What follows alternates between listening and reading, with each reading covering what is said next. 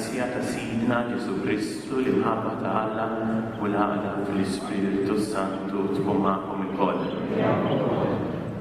Tinilqakom sabiex flimkien niċċelebraw it-tieni ħadd tas-sena, imma mod partikolari llum f'din il-Knisja niċċelebraw il-figura ta' Sant'Anton Abati. Nilqab mod partikolari l-Arċiprieti Kanonku Ġew Mizzi għall-ewwel opportunità li jkun magħna. Kif taf huwa Arċipriet ġdid hawnhekk ir-Rabat u l-ewwel opportunità li jkun magħna f'din il-Knisja. Għad mhux l-aħħar laqqas, imma llum hija l-ewwel waħda nilqgħu mhux biss hawnhekk fil-Knisja ma' l-komunità tal-Knisja lokali hawnhekk fir-Rabat u vedu anki li nitolbu għalih. Nsellmu anki dawk li qegħdin maqudin magħna permezz tal-komunikazzjoni soċjali għal din iċ-ċelebrazzjoni. Qegħdin niċċelebraw figura bħalma hu Sant'Anton, wieħed mill-figuri li l-Knisja tpoġġi qudiemna biex inħarsu lejhom u naraw fiex jistgħu jispirawna, fiex jistgħu jgħinuna fil-mixja tal-ħajja tagħna l-isfanija. U allura inħarsu lejh u Alla dan il-mument nħalluh jagħmel differenza fil-mixja tagħna. Ejjew b'mod partikolari npoġġu quddiem il-munej it-talb kollu tagħna, dak kollu li hemm fil-qalb tagħna.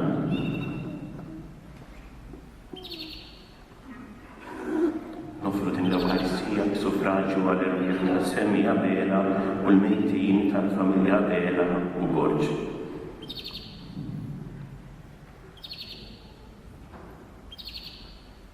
Jew nibdew billi narfu n-nuqqasijiet tagħna.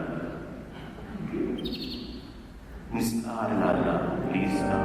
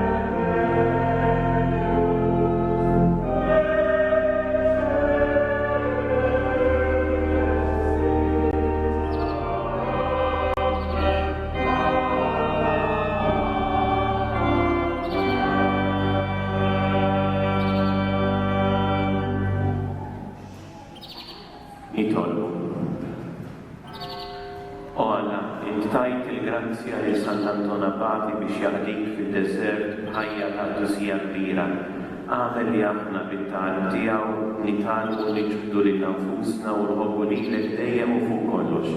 Bibnek Ġesu Sidna li huwa Alla li qiegħed jgħixu b'Saltan flimkien mal-Ispiritu Santu għal-dejjem tal-dejjem. Ma nirrix, minħabba Ġerusalem ma niskolx. Sa ma tfejx bħal dina il-ġustizzja tagħha u tħeġġeġ bħal torċa għas-salvazzjoni tagħha. Il-ġustizzja hija għad jarawha il-ġnus u s-sem hija jaraw is-slati kollha l-ġubijiet tal-mulej. Ixteħtu qoddim il-mulej li jsir qaddis tredu qoddiemu nies kollha tal-art.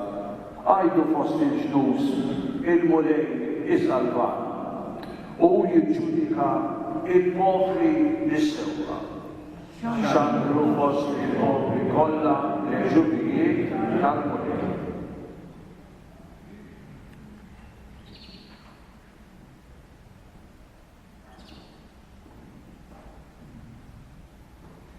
Qari mill-ewwel ittra ta' San Pawl Apostlu lill-Korintini. Ħuti hemm diversi doni imma l-istess wieħed u l-Ispiritu. Hemm diversi ministeri imma l-istess wieħed u l-mulej. Hemm diversi ħidmiet imma l-istess Alla li jaħdem kollox f'kulħadd. Lil kull wieħed tingħata rivelazzjoni tal-Ispiritu għal ġid ta' kulħadd. Lil wieħed kliem mill-istess Spiritu.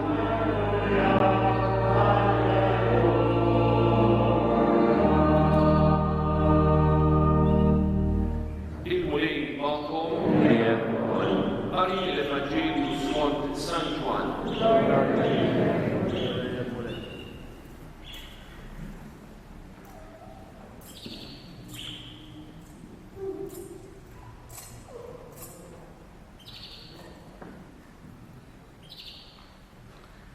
Dak iż-żmien sar tiex f'Kana tal-Galilea u Ġesu kienet hemm. Ġesu kien mistieden għat-tieġu wkoll flimkien mad-dixxieli tiegħu.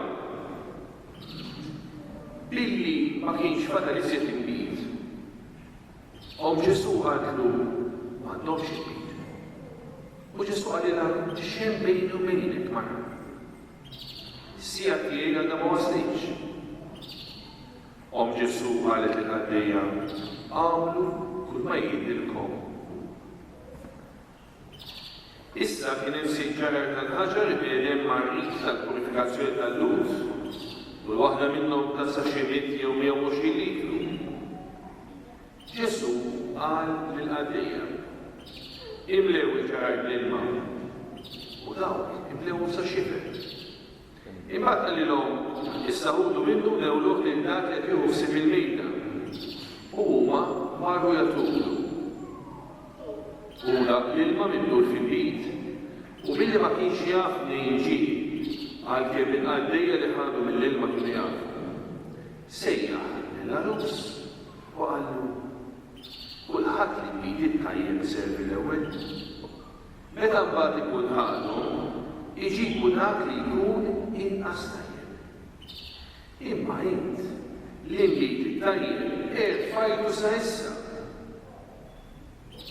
Dan l-għamel Ġesu f'Kana Galilea kien l-ewwel wieħed fost is-sinjali tiegħu bih wera l-glorja tiegħu u l-xikli tiegħu emmnu fih. Il-kelma tal-mulej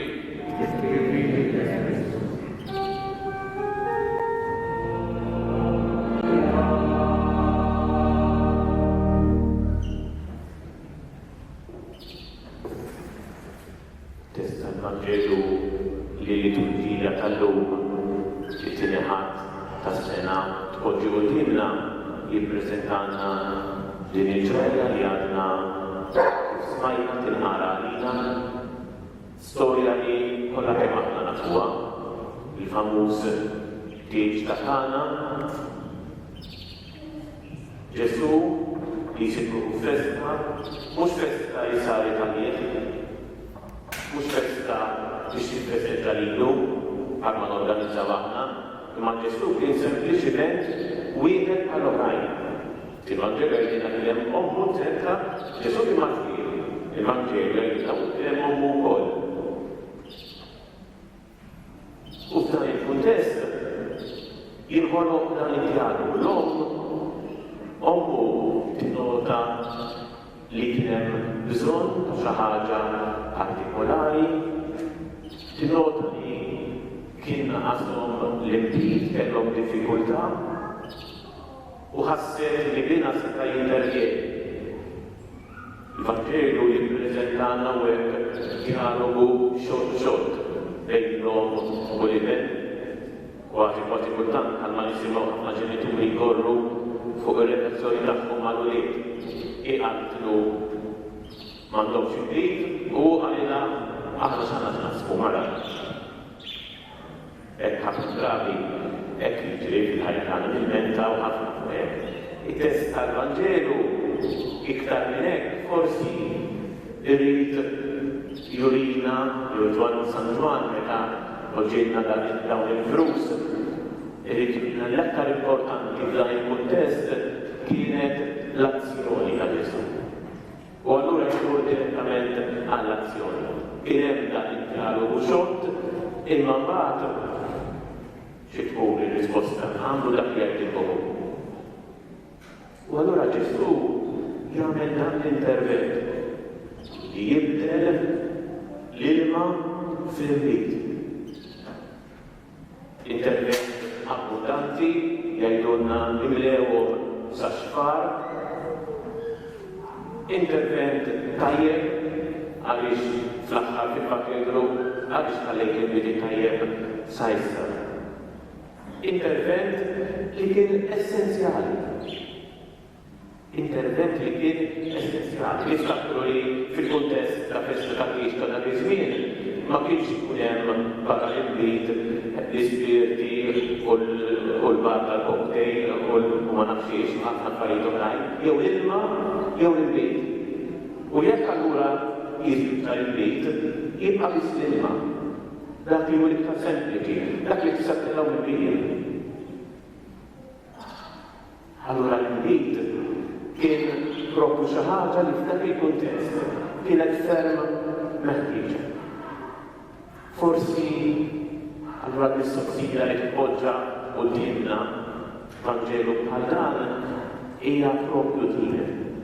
X'inhu l-aktar meħtieġ għalina u li neħtieġu li Ġesu jintervjeni fil-ħajja tagħna? Meta niċċelebraw il-ħajjiet tal-qaddisin, meta l-Knisja tpoġġilna qudiemna figuri qaddisin, tpoġġihomna propru biex jgħiduna il-wieġbu din il-mistoqsija. Għax il-Knisja tħares lejhom u tajt ara dan il-bniedem irnexxielu jsib dak li hu l-aktar meħtieġ. Dan il-bniedem irnexxielu iħalli lil Alla jintervjeni fil-ħajja tiegħu f'dak li hu l-aktar essenzjali. U allura jsir sedina għalina għalhekk niċċelebrawhom biex aħna fil-ħajja tagħna ngħidu jiena allura x'differenza se jagħmlu. Meta nħares lejn figura bħal Sant'Anton Abbati, x'differenza se tagħmel fil-ħajja tiegħek? Kif sab dak li hu l-iktar essenzjali Sant'Anton Abbati? Storja tal-ħajja tiegħu tibdilna li minn xkunitu sefa il-tim u waqtu iżgħar u kellu 18 waqtu kienet ħafna iżgħar. Kellu però ġid biżejjed li wired u qudiemu titfaċċa mistoqsija. Mur bih kull ma għandek għatih lill-foqra u ejja mhux warajja. U jkun hemm ħafna tentazzjonijiet u jkun hemm ħafna mistoqsijiet uħud minnhom ġustifikati bħalma jiġrilna fil-ħajja. U l-oħtok x'se tagħmel biha. U dik mhux żgħira trid tieħu ħsiebha ħafna drabi fil-ħajja tagħna mhux bilfors it-tentazzjonijiet ikunu kollha fina. Kultant quddiem dak il-pjan ta' Alla jitfaċċaw tentazzjonijiet li jistgħu jidhru tajbin, li jistgħu jidhru ġustifikati jew li nista' nsib skuża għalihom jien. Hekk hemm bżonn, mhux hekk titgħamel, x'se titgħamel. Jew nista' jikkonsta. Imma Alla kien irid imur qed jistiednu jmur iktar fil-fond għal dak li hu essenzjali. U dak li kien essenzjali kien li tagħmel kollox. kien li tinsajlek innifsek. Kien li tirrealizza li hemm ħajja li tista' tkun iktar sempliċi u tagħtik iktar serenità u tagħtik iktar ferq. U Sant'Antonio dik it-tip ta' ħajja arafa. Ħalla kollox u mar fid-deżert. Mar fid-deżert. Dbijat. Ma dbijatx biex jaħlaq il-problemi. Dbijat għax taraf li hemmhekk fis-sikiet, fis-silenzju, seta' jsib xi ħaġa ħlaq. U minkejja li dbijat u din kwalità oħra sabiħa li Sant'Antonio baqa' gwida spirituali, ispirazzjoni għall-oħrajn. Kien ta' għajnuna għall-oħrajn meta ta' ġid kellu u il-foqra, imma kien aktar u aktar ta' għajnuna għall-oħrajn meta kien ta' support, meta ispira lilu nifsu, meta ispira oħrajn. U tgħidilna wkoll l-istorja kemm in-nies kienu jmorru għandu ir-rieb li kienu jmorru għandu għall-gwida spirituali. U tant kważi l-istorja kważi kien astram ukoll tagħna, ġifieri ċertati ma jkunux perfetti, se nara astram kienu ukoll. Imma qatt ma warrab fil-ġemp il-possibilità li jispira lil oħrajn, li jkun ta' għajnuna għall-oħrajn. U hemm spiritualment fil-mument tal-ħajja tiegħu u kompla jispira wara. Fosthom isirna Santu Riskin. Għalhekk ir-rabta anki fit-tradizzjoni tal-ordini tagħna għad-devozzjoni ta' Sant'Antonio. Santu Riskin kien wieħed minn dawk li spira lilu nnifsu mill-aspiet ta' Sant'Antonio Abati. U ma kemm kienet kwalità li forsi nistgħu nsemmu bla dubju ta' xejn ħafna oħrajn ukoll, ma jnieqfu fuq tlieta. Hija l-armonija li rnexxielu joffru f'ħajtu ma' Alla l-Missier u l-Kreat tiegħu. Ma' Alla l-Missier u l-Kreat tiegħu. Relazzjoni sabiħa meta tiġi sabbalijiet innifsek minn ħafna affarijiet forsi irnexxielek tara iktar dak li għandha. U Sant'Antonio għex din ir-relazzjoni sabiħa mal-Kreat, ma' dak li għandha ma' natura, mal-ambjent, mal-annimali. Mhux qed ma kellux tentazzjonijiet anki ta' forma ta' annimali, imma Sant'Antonio għaraf jerbaħhom. Sforz ta' relazzjoni qawwija li ħoloq mal-Kreat. U dik l-esperjenza tagħtu ħafna serenità tal-qalb. Ewwel mwed minnhom xejn faċċa naqra skiet. Għax hekk faċċu ħafna ma tantx jisma' ovvjament. Kultant nisimgħu naqra l-asaf. Aħna ġieli fil-Knisja noħolqu xi attività u npoġġu xi sitig jew nħolqu xi ċikli tasa. Imma kemm wisbaħ meta tisma' natura tipparteċipa, meta tieqaf u jirnexxielek tisma' il-ħoss ta' natura. Kemm wisbaħ, kemm hu iktar naturali. Wara ma tkunx tista' tagħmel stop u play u nibdew u nispiċċaw, aħna kollu rridu nġibu kollox kif joġob lilna. Simma nagħmlu kollox fil-kaxxi, norganizzaw kif jkun eżatt. Dik ma torganizzajiex. L-asfur jitkellem mhux kif joġob lilu, għax bil-mod tiegħu. Kif ħallu lejn. U kemm hu sabiħ fil-ħajja tagħna jirnexxielu lejna ngħixu u din l-esperjenza sabiħa tal-preżenza tal-mulej li titkellem magħna f'iktar affarijiet sempliċi tal-ħajja. U jeżis miġburin fl-imkien dan il-jum imqaddes li fih il-Knisja tfakkarna fil-ġieħ moti lil Sant'Antonio Abati ejjew nitolbu lil Alla biex jisma' t-talb tagħna u jagħtina l-grazzi kollha li neħtieġu għar-ruħ u l-ġisem. Nitolbu għall-Knisja biex fuq l-eżempju ta' Sant'Antonio Abati tirbaħ kull tfixkil mill-ħażen tad-dinja. Nitolbu. nitolbu mulej. Għal-mexxejja tal-ġnus kollha biex jarfu jimxu bl-imħabba u bil-ġustizzja mal-popli tagħhom. Nitolbu. Ismana nitolbu mulej. Għall-insara kollha tad-dinja biex fuq l-eżempju ta' Sant'Anton Abbati jgħixu fl-imħabba, il-ħnina u l-ħlewwa ma' kulħadd. Nitolbu. Ismana nitolbu mulej. Għalina il-koll li qegħdin niċċelebraw din l-Ewkaristija biex narfu dejjem infittxu lill-Alla f'kollox u f'kulħadd. Nitolbu.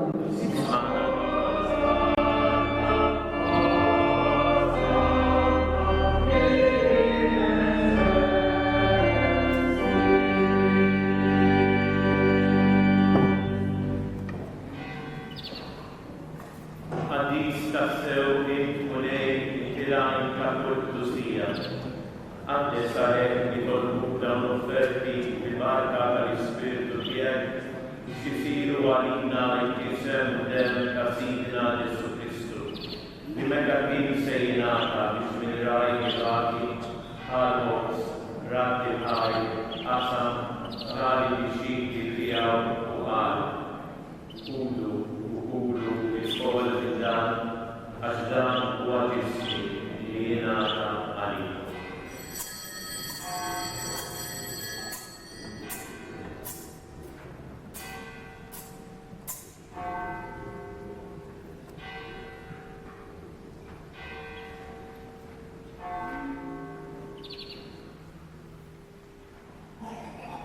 Ekku kollu għal-għalija għal-kalċi, reġarat il-ħaj, tali disċipli tiegħu u għal, kudu u xorbu minnu l-kol, għax danu għal-kalċi tal-ebni, tal-pap il-ġdid li jibqa' ġejjed. Id-debri xerri tal-ihom u għal-ebni kollha għal-mafra tal-nubiet. Għamlu dan tifkira tiegħi.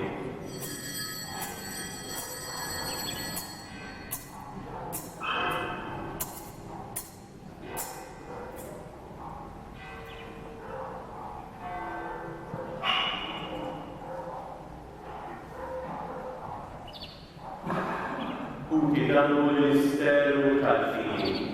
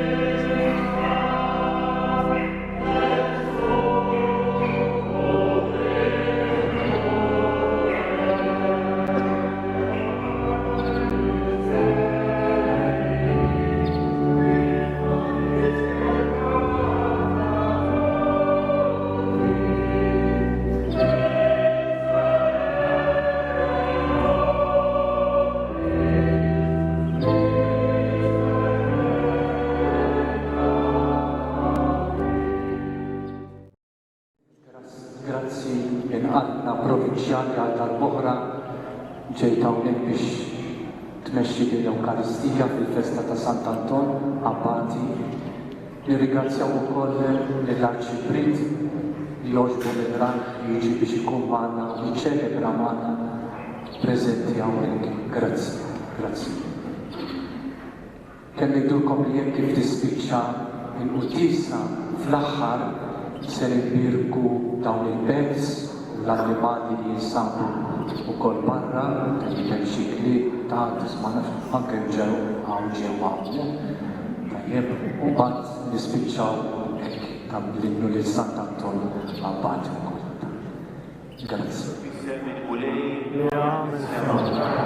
Il-mulej ma'kom. U Alla kemm u qawwa tagħna il-bidu ta' kull tiba il-qaj tal-Knisja tiegħek u għatija li dan li qegħdin nitolbu bil-qima kollha niksbuh fis-sewwa bi Kristu Sidna. O Alla ta' dejjem li tista' kollox li jett lil San Anton li kien imġarrad minn ħafna tentazzjonijiet biex jgħaddi bla ħsara minn fost it-taqbit kollu ta' din id-dinja għati lil għaddejja tiegħek li nimxu l-qudiem bl-eżempju tal-għaġib tiegħu u li neħilsu mit-tiġrif ta' din il-ħajja bit-talb u l-merti tiegħu. Bi Kristu Sidna, jilqa l-barka tiegħek mulej dawn l-annimali u bija ikunu mħarsa fil-ġisem u bl-interċessjoni ta' San Anton ikunu meħlusa minn kull deni. Bi Kristu Sidna. Amen.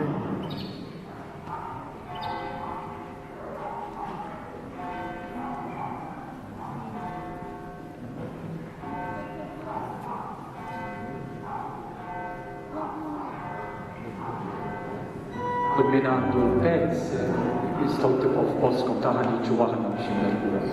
Grazzi.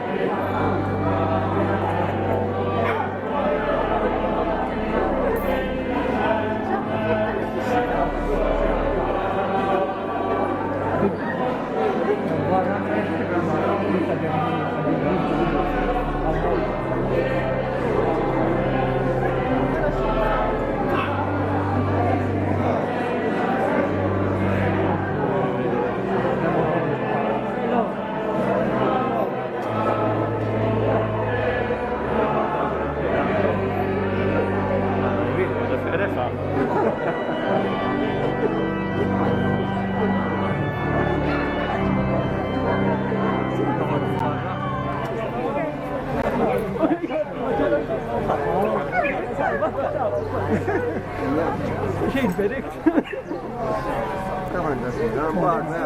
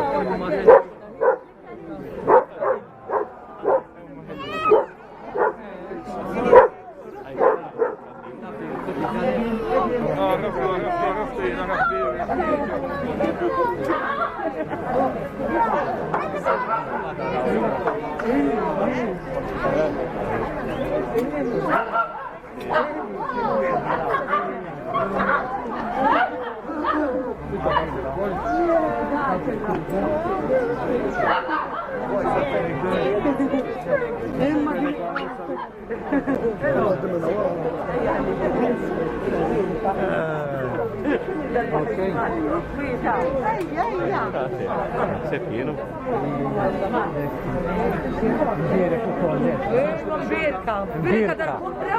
Forsi tkun twila. Ma zamil lek xorta karta. Rebbi, tijek jek rebbi.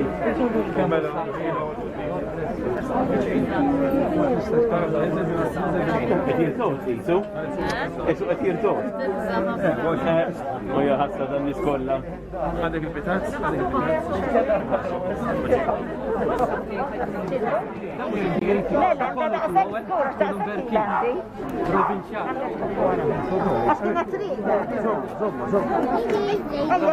U xittija tiħor?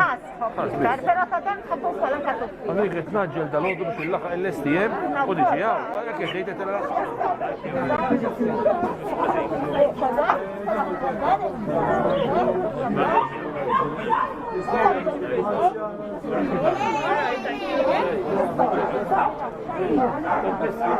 Thank you.